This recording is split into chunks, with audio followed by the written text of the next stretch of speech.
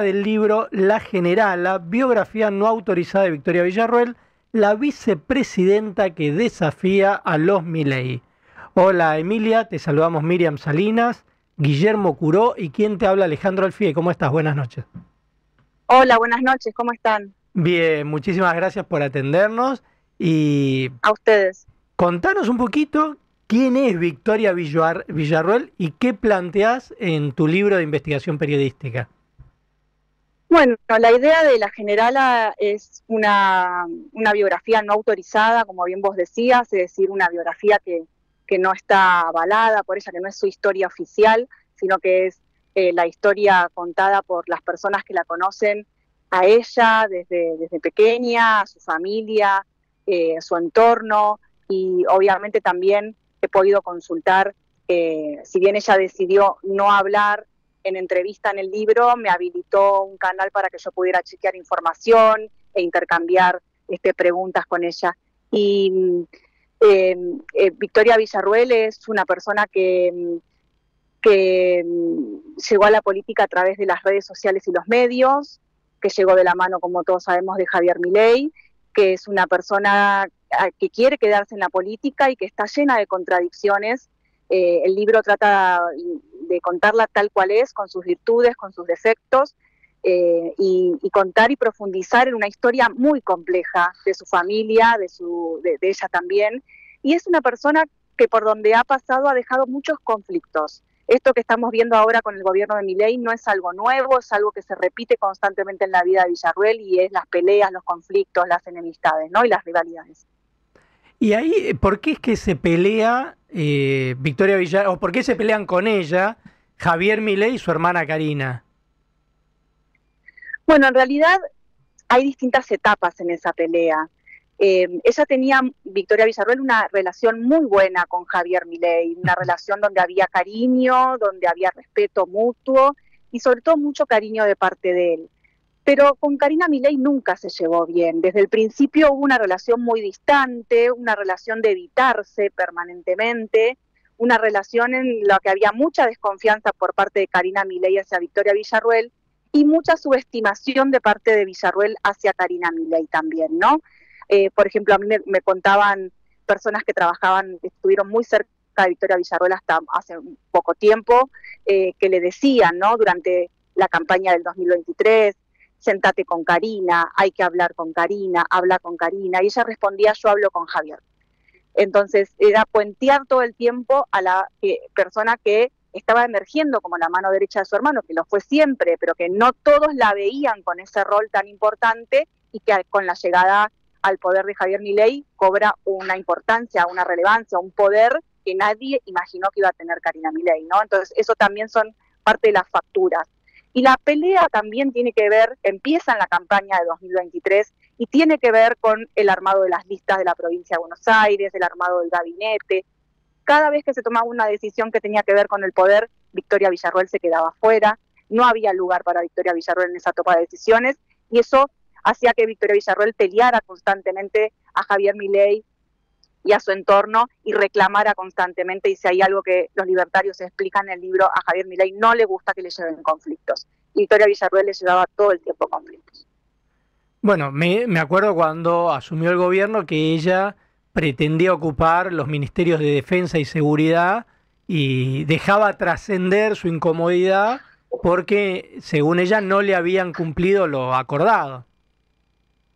Exactamente, sí, eso también fue parte de la pelea posterior al armado de las listas. Ella había empezado a armar esos ministerios, no tenía una estructura para llenar esos ministerios y sin embargo Javier Milei se los había prometido. Ella ya tenía un nombre para la Secretaría de Inteligencia del Estado, la CIDE, que era Miguel Ángel Toma, ya se había reunido con la Embajada de Estados Unidos, con la CIA, ya había un plan de toma ahí para tomar la Secretaría de Inteligencia, tomar, digamos, el cargo, y también le había ofrecido el Ministerio de Defensa a Vicente Massot, un intelectual, como ustedes saben, de la derecha, muy importante, que es además un hombre muy vinculado al poder económico y a la derecha, que es un hombre que la apoyó a ella durante muchísimos años en su carrera, junto con el hijo de Martínez de Oz, el ministro de Economía de la dictadura, que lleva su mismo nombre, José Martínez de Oz, hijo. que es un abogado del ámbito petrolero muy reconocido también en el ambiente, en el jet set y en el ambiente del poder económico. Dos hombres que la financiaron, la apoyaron, la hicieron crecer en su carrera, le abrieron muchísimas puertas a Victoria Villarroel. Bueno, a Massot le devolvía esas gentilezas con el Ministerio de Defensa. Y había como ahí un agujero con el Ministerio de Seguridad, había como algunos nombres dando vueltas y no estaba decidido. Y sin embargo, cuando llega el acuerdo con el PRO, ella se queda fuera de todo eso, ¿no? Emilia, ¿cómo estás? Guillermo Curo te saluda. Hola, Guillermo. ¿Cómo andás? Te quería consultar, siempre se habló o siempre se sospechó que había un run como que Victoria Villarroel, su alianza con Milei tenía que ver también con la construcción de poder propio para en algún momento cortarse sola. A partir de este desgaste que vemos actualmente cada vez más profundo con La Libertad Avanza, ¿cómo ves esa posibilidad de que llegue algún momento donde ella pueda construir su propio poder político? ¿Y cuán cerca la ves del peronismo para las elecciones del 2027? Creo que eso fue un proyecto que se suspendió para evitar que crezca la enemistad con Milei y no esa enemistad siguió creciendo y no se pudo parar, digamos, ¿no? Esa crisis. Entonces creo que ella ya, por lo que a mí me cuentan en su entorno, se siente liberada de ese yugo de estar eligiendo entre su proyecto personal, político y la alianza con Milei. Ya sabe que la alianza con Milei se terminó. Entonces, por más que ella esté todavía dentro del Ejecutivo y del Gobierno, está virtualmente afuera y está fuera de los planes de La Libertad Avanza. Entonces ya están pensando en el 2027 y en dónde ubicarla. No solo en qué tipo de candidatura ubicarla, sino que ya están pensando también en qué espacio político por fuera de La Libertad Avanza ella se podría reinsertar. Y en el peronismo no está, o sea, los espacios de derecha del peronismo no están afuera de eso, pero también están siempre vigilando al PRO, siempre viendo ahí en qué lugar podría encajar también en el PRO. Son lugares donde ella nunca termina de sentirse del todo cómoda, ¿no? Porque ella es conservadora, es muy católica, consideró siempre a los del PRO como unos tibios, no es peronista, entonces en el peronismo tampoco encajaría exactamente. Entonces, tiene algunos desafíos y complejidades y problemas, ¿no? Para reinsertarse en la escena política ahora por fuera de La Libertad Avanza, donde tampoco ya estaba del todo cómoda. Con el tema Malvinas siempre estuvo incómoda, con la cercanía con el Reino Unido, con la cercanía con la idea o la idolatría a Margaret Thatcher. Siempre estuvo incómoda también con eso y con otras cosas. Pero creo que ahora ellos están pensando. Ahí se incorporaron dos personas, o mejor dicho, se reincorporó una persona que es Claudia Rucci al equipo de Victoria Villarroel y se incorporó Mario Pato Russo, consultor político. Los dos son peronistas y los dos son de la provincia de Buenos Aires, ¿no? Parece que ahí hay algo que se está cocinando. ¿Y eso implicaría la posibilidad de una renuncia como vicepresidenta o es parte de una diferenciación, pero dentro del mismo equipo de gobierno? No, creo que por lo que a mí me cuentan en su entorno, esa posibilidad de renunciar no está barajada, digamos, porque construirse ella ahora desde el llano va a ser mucho más difícil que desde el poder. Entonces ella está en un lugar privilegiado a donde llegó de la mano de Milei, pero esa mano ya se la soltaron y va a aprovechar el lugar en donde está para seguir recorriendo el país, reuniéndose con los gobernadores, reuniéndose con los intendentes, reuniéndose con los senadores, tratando de tender puentes con la gente también, mostrando su cara más amable, su sonrisa, su simpatía, etcétera, que es una cara muy distinta a la Villarroel que a mí me describen quienes la conocen hace 20 años, una mujer intransigente con la que es difícil dialogar, con la que es difícil llegar a un consenso. No es la misma Villarroel que vemos hoy, o mejor dicho, desde 2024 cuando llega al Senado, ¿no?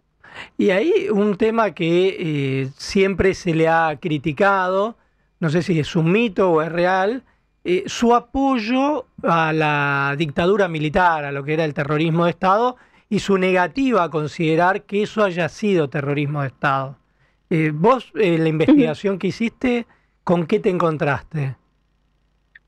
Me encontré con una Villarroel que sostiene que el terrorismo de Estado no existe, que el terrorismo de Estado no es posible, dice ella, porque el Estado no puede atentar contra sí mismo, cosa que la historia de los años 70 demostró que no fue así. El Estado atentó contra sus miembros, que son la sociedad, los civiles, y abusó extremadamente de su poder al punto de cometer delitos de lesa humanidad, violaciones a los derechos humanos, violaciones sexuales, tortura, todo lo que sabemos, desaparición de personas, pero eso es algo que ella considera que no puede ser catalogado como terrorismo de Estado, ¿no? Porque dice que esa figura no puede existir. Y después una Villarruel que fue adaptando su discurso sobre la dictadura a lo largo de los años con fines estratégicos. Primero ella decía, sostenía y escribía que los delitos de la figura de lesa humanidad no podía aplicarse a la justicia en la justicia argentina, y que lo que había pasado en los 70, los delitos que habían cometido los militares y miembros de las Fuerzas Armadas y de seguridad eran delitos de guerra, eran crímenes de guerra en el marco de una guerra, y que por lo tanto no podían ser juzgados por civiles y que estaban prescriptos, además, decía ella.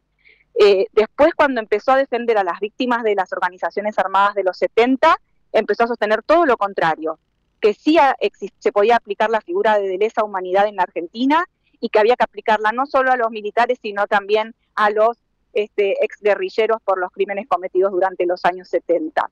Entonces, ella va adaptando siempre su pensamiento y su discurso, o mejor dicho, va adaptando su discurso, porque creo que sigue pensando lo que pensaba hace muchos años, que es que lo que se libró en los 70 fue una guerra.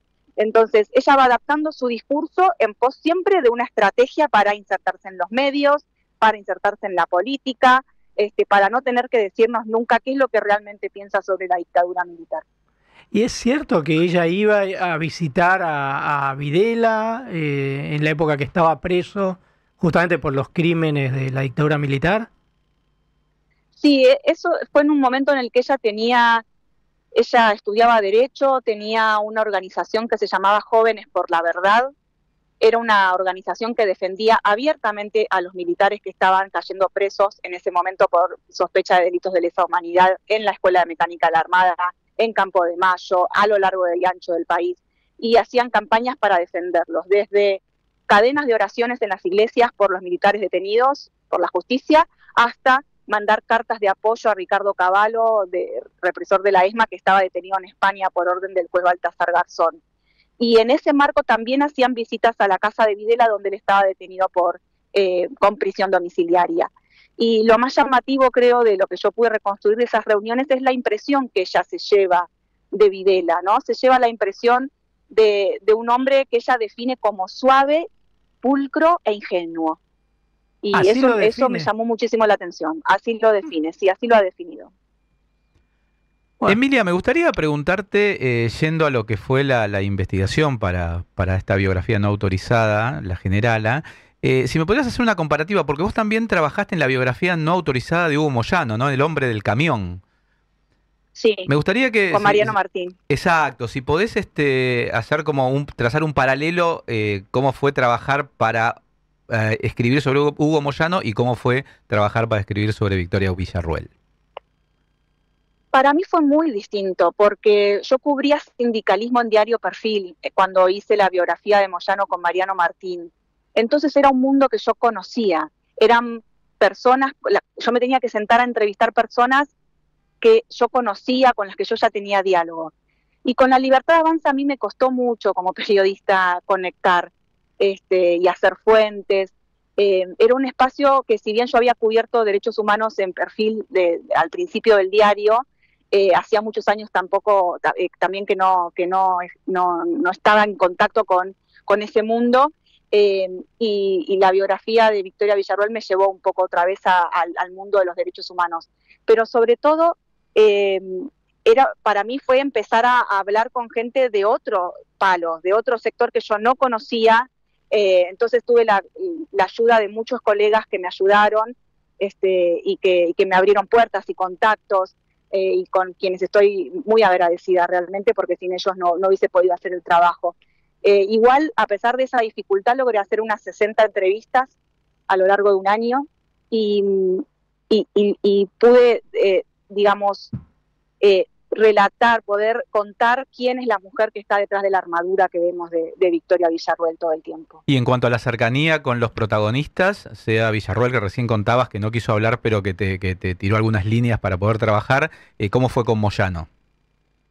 Con Moyano fue diferente, porque si bien costó muchísimo, Me acuerdo que Mariano Martín logra convencer a Pablo Moyano para que lo convenza a su papá para que hable, y así fue como logramos una serie de encuentros con Moyano, y pudimos hablar con él en On the Record y profundizar desde la historia de su mamá, su papá, su niñez, hasta la situación de poder en el que él estaba, que era en ese momento uno de los hombres más poderosos del país durante el kirchnerismo todavía, ¿no? Te estoy hablando año 2008, sí.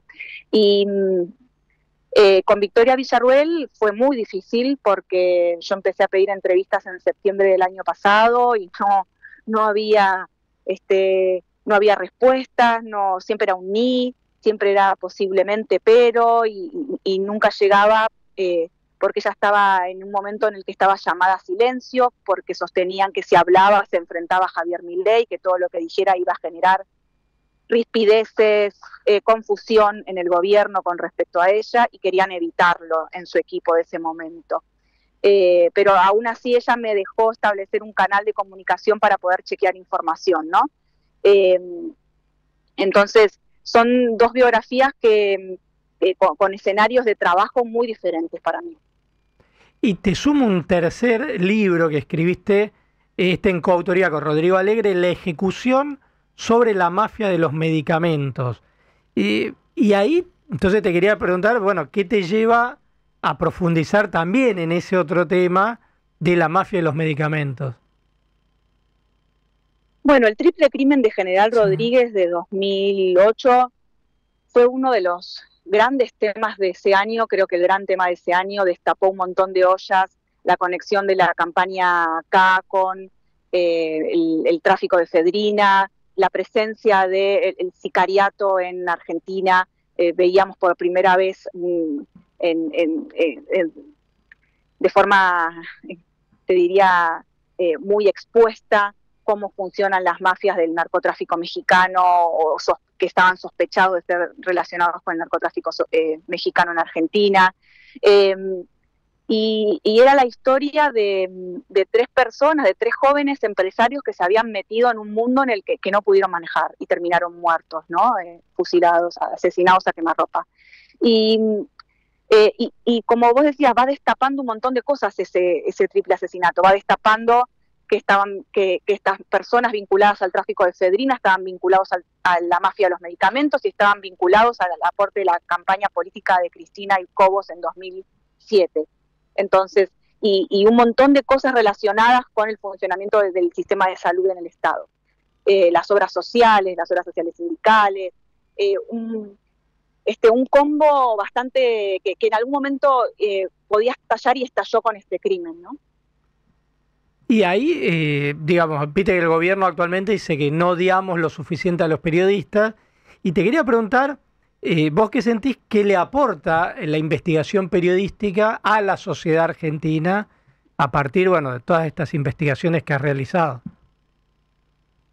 Creo que la investigación periodística aporta sobre todo transparencia, sacar a la luz cosas que están ocultas por el poder, y que el periodista de investigación hace muchos esfuerzos por sacarlos a la luz y exponerlos ante la sociedad para que los conozca. Esto es lo que pasó. Y que después la sociedad con eso decida qué cree, qué piensa y qué vota, ¿no? Creo que es un servicio a la sociedad. Ojalá todos en la sociedad lo vieran así, ¿no? Bueno, sí, esperemos, ojalá. Pero bueno, tal como vemos, has hecho 3 libros muy interesantes, por cierto, y que recomendamos desde acá, desde Contacto Digital. Te agradecemos muchísimo, Emilia. Muchísimas gracias a ustedes. Un abrazo. Bueno, un abrazo grande. Era la periodista Emilia Delfino, coordinadora de investigación del diario AR, que está presentando su nuevo libro, La Generala, biografía no autorizada de Victoria Villarruel.